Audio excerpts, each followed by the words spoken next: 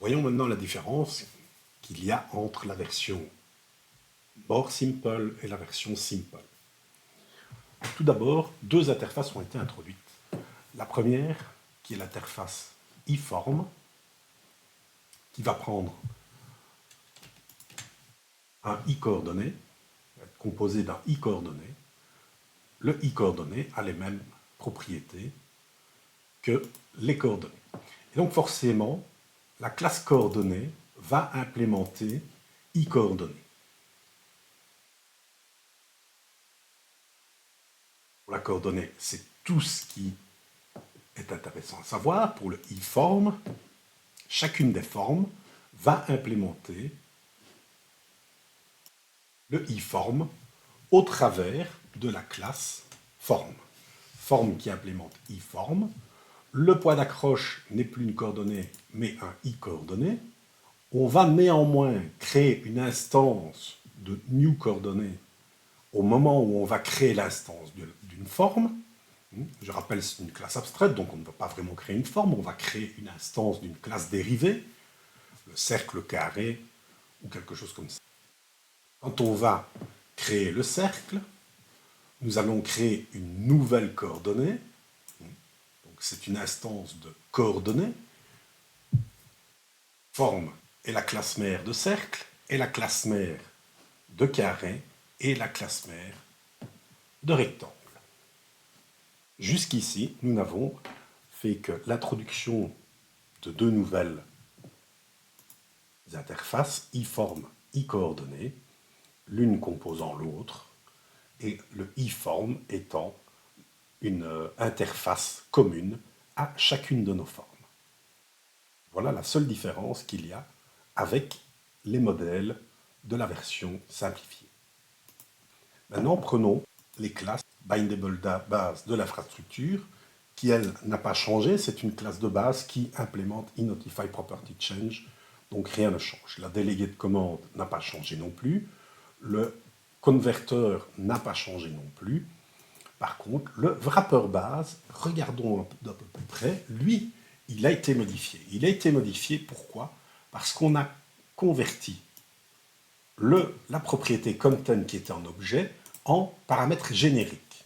Je vais faire afficher le wrapper base ici et le wrapper base ici. Et je vais lui demander de me les mettre l'un à côté de l'autre. Le wrapper base simple hérite de bindable base et on a un objet. Nous avons un wrapper base qui est un template, une classe générique qui prend en paramètre un type d'objet, et donc le content va faire référence à ce type d'objet, plutôt que d'avoir un objet ici de la classe object.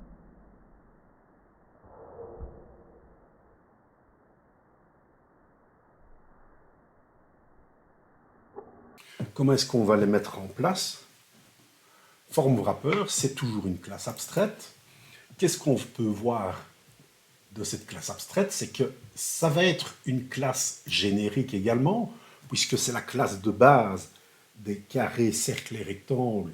Il faut que l'on puisse donner le type générique au wrapper base, donc à la classe de base de form wrapper. Il faut qu'il y ait une transmission de ce type, puisque c'est ce que l'on veut faire. Donc c'est notre wrapper base qui prend en paramètre générique le T qui est envoyé par le form wrapper. Le form wrapper implémente l'interface iForm pour que l'on puisse avoir accès au point d'accroche. Et nous avons une petite contrainte ici. Qu'est-ce que c'est? Ça nous demande simplement que tout paramètre générique qui est passé à un form wrapper soit du type form. Ça impose que ce soit du type form. On ne pourrait pas créer un form wrapper avec un entier, avec une personne, comme paramètre générique. Ça doit être une forme. Dans notre exemple, on a des carrés, on a des cercles, on a des rectangles, on ne pourra rien avoir d'autre. La coordonnée, qui est toujours une coordonnée wrapper, qui est instanciée dans le constructeur de la forme. Jusqu'ici, il n'y a À part ceci, c'est tout ce qui a été modifié. Maintenant, si on prend le carré, le cercle ou le rectangle, ce sera la même chose. Je vais afficher le carré wrapper de l'autre précédent exemple. Je vais les mettre en dessus de l'autre pour avoir facile de les comparer. Tout à l'heure, nous avions un form wrapper, simplement.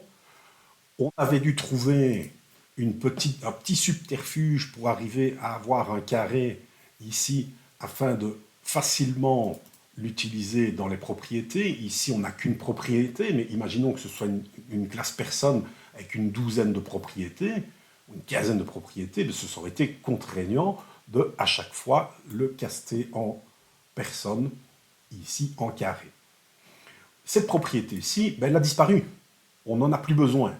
C'est une classe générique qu'on lui a donné le type de paramètres que l'on veut voir, c'est-à-dire un carré.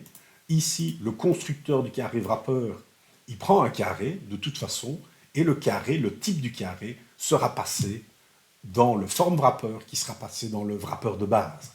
À partir du carré, on sait que c'est un carré qu'on va lui donner, il va être transmis à la form wrapper qui lui-même va retransmettre au wrapper base le type carré, et le type carré sera, le content sera de type carré. Facile, hein, puisque le content est de type carré, on lui a spécifié en type générique, et bien on peut directement utiliser le content point longueur. Pareil dans le cercle, on hérite de form wrapper, on lui dit que c'est un cercle que l'on va passer comme paramètre générique, et on peut directement utiliser le rayon. On aura la même chose pour le rectangle. Voilà pour ce qui est des wrappers, formes et du modèle. Donc les view modèles concernant les formes, chacun des éléments de forme ont été modifiés. Le coordonné wrapper, il a le même comportement, il hérite de wrapper base, donc forcément il faut lui donner son paramètre générique qui est coordonné. Coordonné wrapper implémente i-coordonnées. Maintenant, prenons le main view model. Le main view model, on va le comparer avec celui de tout à l'heure. Le main view model, qu'avait-on dedans? Ben, on avait une observable collection. Ici, ça va être légèrement différent. Légèrement différent, on voit apparaître ici un repository context wrapper. Alors, allons voir un peu ce que c'est, le repository context wrapper.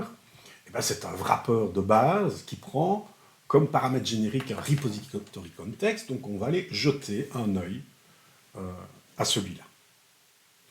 La collection d'objets est maintenant dans le repository context wrapper, plutôt que d'avoir dans le view model, on a décidé d'encapsuler ça dans une classe qui pourrait représenter l'ensemble des données de l'application.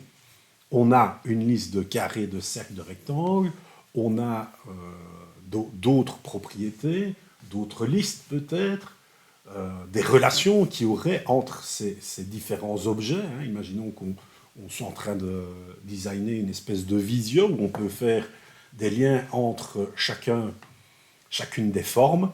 Eh bien, on aurait la liste de nos formes dans un repository de contexte, la liste de nos liens dans ce même repository de contexte, on aurait toutes nos données dans un seul et même objet, une seule et même instance d'objet. Et si nous voulions, à un moment donné, faire des open, des close, des save dans un fichier, eh bien, on utiliserait simplement le repository context plutôt que d'aller vider la collection du main view model. On switcherait simplement de contexte pour avoir un ou l'autre fichier si les données venaient d'un fichier ou d'une base de données. On va jeter un œil dans ce qu'il y a dans le repository context. Qu'est-ce qu'on a? Alors, je vais fermer celui-ci parce qu'il n'y a pas grand-chose de différent, à part le repository context. On a une liste de formes. On pourrait avoir une méthode quelque part d'un web service qui remplit notre repository context avec les formes qui sont contenus dans un fichier, dans une base de données. J'ai rajouté quelques méthodes illustrées un peu. Hein. Ceci, le repository context pourrait contenir des méthodes get carré, get cercle, get rectangle. Elle pourrait contenir des méthodes add form, add link. Hein. Si on avait des liens entre les différentes formes, on pourrait avoir un lien qui est lié avec une forme A et une forme B. Et je vous ai mis une petite requête link sur les formes pour dire, ben, je veux, si je fais un get, donc j'appelle cette méthode-ci des rectangles, ben je veux que la méthode ici, c'est une méthode générique et plus une classe générique. Je veux que la méthode me renvoie tous les rectangles, et donc je fais un get type, type of t, je les casse en t pour avoir un enumerable, donc une collection de rectangles à retourner. Alors, ces méthodes-là ne seront pas utilisées, mais je les ai créées pour que vous puissiez vous apercevoir que le repository context peut contenir du comportement également, du code métier. Et le add form, c'est la seule chose que nous allons utiliser, le add form qui est utilisé dans le repository context wrapper, alors à ce moment-ci. Et que fait-il? Le repository context wrapper, il va être construit sur base d'un repository context. Et ce repository context, on va l'ouvrir, c'est le content qui est ici, le context qui est ici, on va énumérer toutes les formes et on va ajouter à notre observable collection quoi? Ben, un objet wrapper qui va encapsuler chacune des formes qui se trouvent dans notre repository. Le add, que fait-il? On lui donne une forme. Hein, on a parcouru l'ensemble des formes de notre collection. On lui donne une forme qui est de type eForm, puisque tout le monde implémente l'interface eForm via la classe form. On a un switch sur, alors c'est un peu particulier, mais ce sont des types, sur le type carré, sur le type rectangle, sur le type cercle. Et que fait-on? On va appeler le add en lui donnant un objet carré. On a casté l'objet forme ici, c'est ça que ça fait, c'est un peu particulier comme écriture, mais on a casté l'objet forme ici en objet carré, et on va l'ajouter avec un type de wrapper, type T, et que va-t-on faire? On va demander, en faisant l'activator.createInstance, on va lui demander de créer une instance du type passé en paramètre, ayant pour paramètre un item. Donc le premier paramètre du constructeur, T, sera l'item, donc la forme. On va lui demander de créer un wrapper carré, wrapper, ayant en paramètre un carré, et on va lui demander de nous l'ajouter dans l'observable collection qui est ici. Alors j'ai rajouté quelques autres méthodes. Ici, on aurait pu utiliser non cette construction-ci, mais celle-ci, où là, je vais lui donner le type de ce que je veux créer, CTRL-X, tac, voilà. Et ici, plutôt que de lui passer le type en paramètre, ici, je vais créer une méthode générique qui passe un type générique ici. On pourrait avoir des méthodes add carré, add rectangle, add cercle. De nouveau, ici, j'ai fait appel à la première méthode que j'ai créée, mais rien ne m'empêche de faire appel ici à la méthode générique.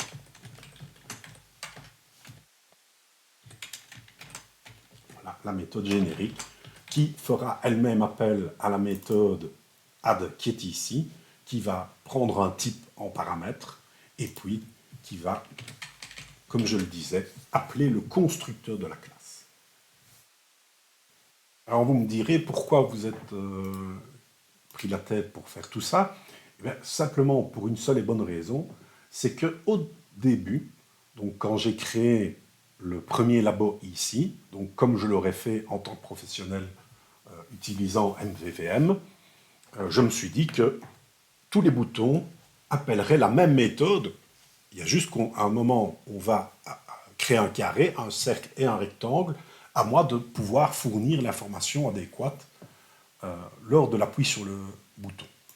Alors, voyons voir ici. Il n'y a rien qui est particulier dans le data context.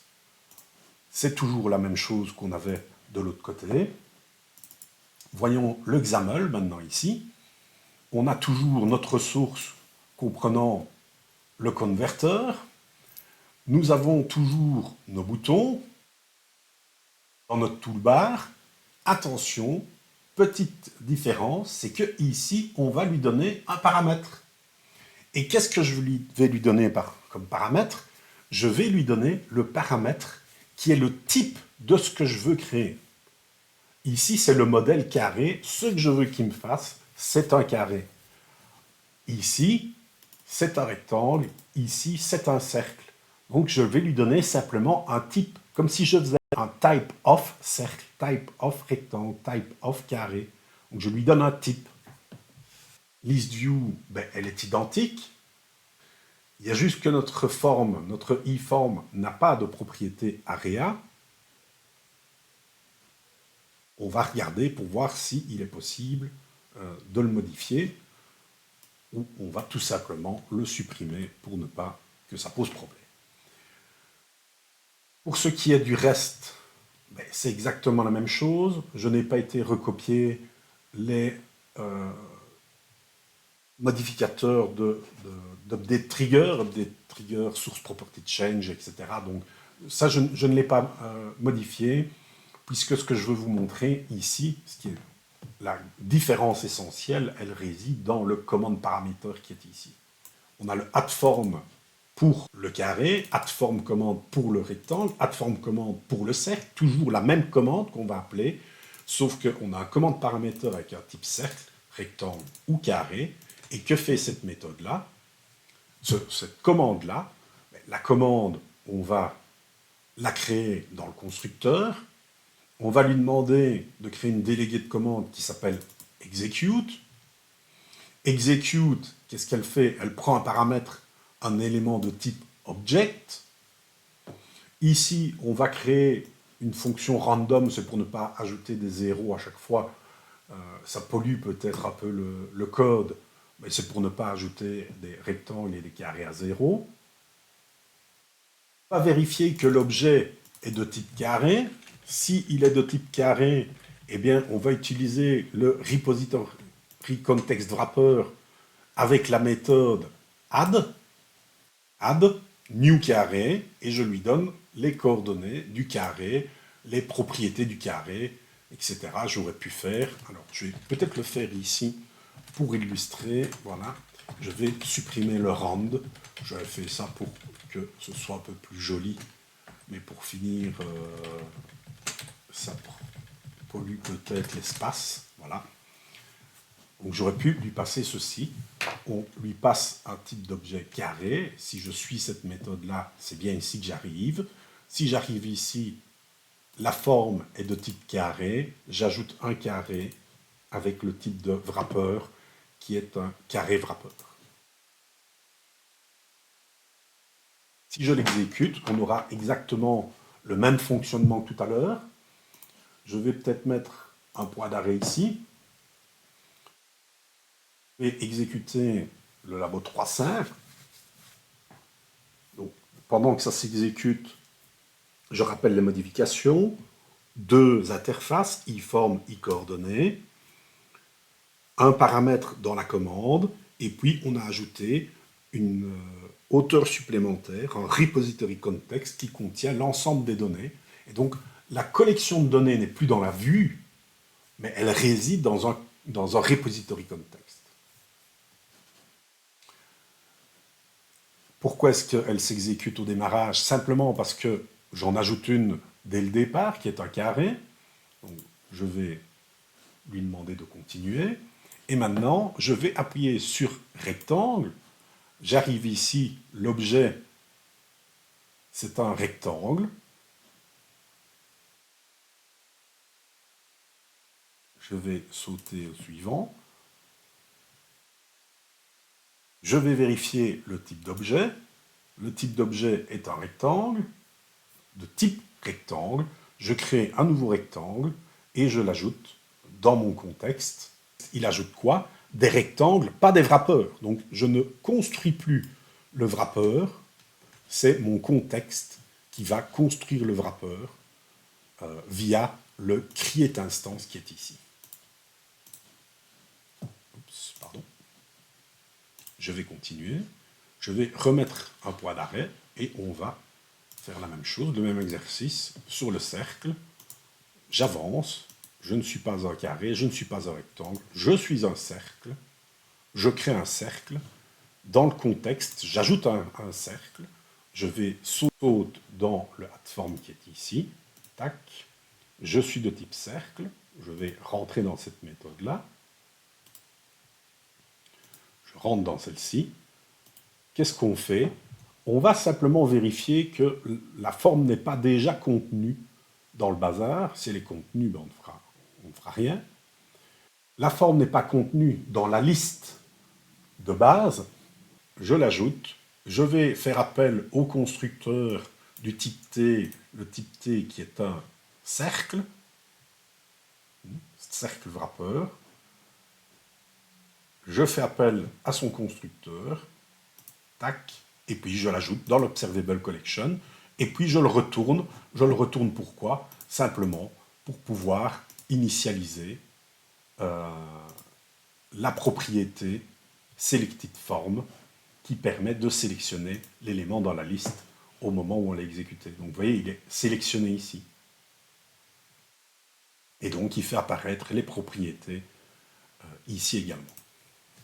Et je n'ai pas modifié sur l'update trigger, et donc c'est quand je valide la zone que la propriété a été modifiée. Voilà pour les différences majeures qu'il y a entre les deux solutions. Il y en a une qui est plus simple, l'autre qui est un petit peu plus évoluée, qui permet de ne pas créer 3 commandes. Hein. Imaginons qu'on ait encore des triangles, des losanges, etc., etc. On va dire une dizaine d'autres formes. Et bien à chaque forme, dans la première version, nous aurions été contraints d'ajouter une commande, une nouvelle commande. Ici, on va simplement fournir un paramètre à la commande, et le paramètre de la commande nous permettra d'instancier correctement l'objet que l'on veut instancier.